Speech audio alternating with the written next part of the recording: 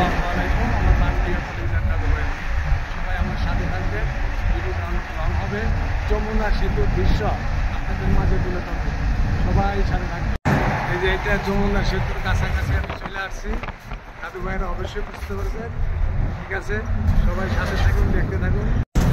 আপনাদের দাদু ভাই কোথায় আছে বলেন তো? গাড়ির ভিতরে আছে এখন। এই যে দেখেন গাড়ির দৃশ্য দেখছেন। সবাই আপনারা জানেন দাদু ভাই রাজশাহীর দিকে ঢাকার উদ্দেশ্যে যাচ্ছে, গাড়ির ভিতরে আছে এখন। আমার দেখেন রাস্তার দৃশ্যটি সিরাজগঞ্জ রোডের যমুনা সেতুর একটু আগে। কিছুক্ষণ পরে আমরা যমুনা সেতুতে উঠে যাবো। ঠিক আছে দাদু ভাইরা, দেখেন কি সুন্দর দৃশ্য রাস্তা।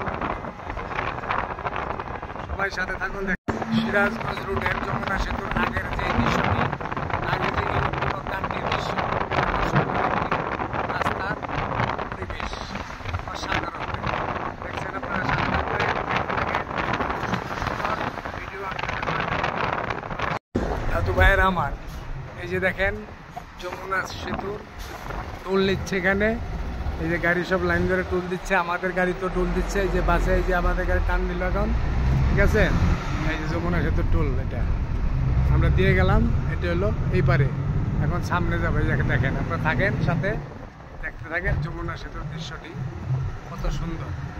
ঠিক আছে দাদু ভাইরা, অনেক সুন্দর, অনেক সুন্দর একটি দৃশ্য যমুনা সেতু।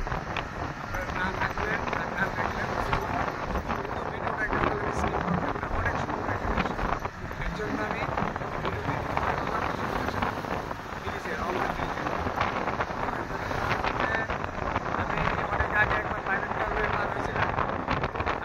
আশিতে 100তে টানছিলাম, তাও 7 মিনিট 8 মিনিটে টানছি।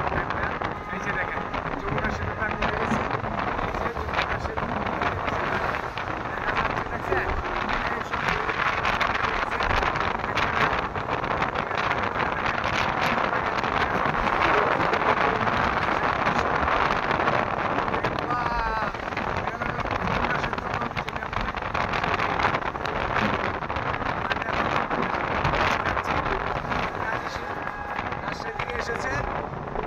আমি ডাইন পাশে আছি, এর জন্য বাম পাশটা দেখাইতে পারতেছি না।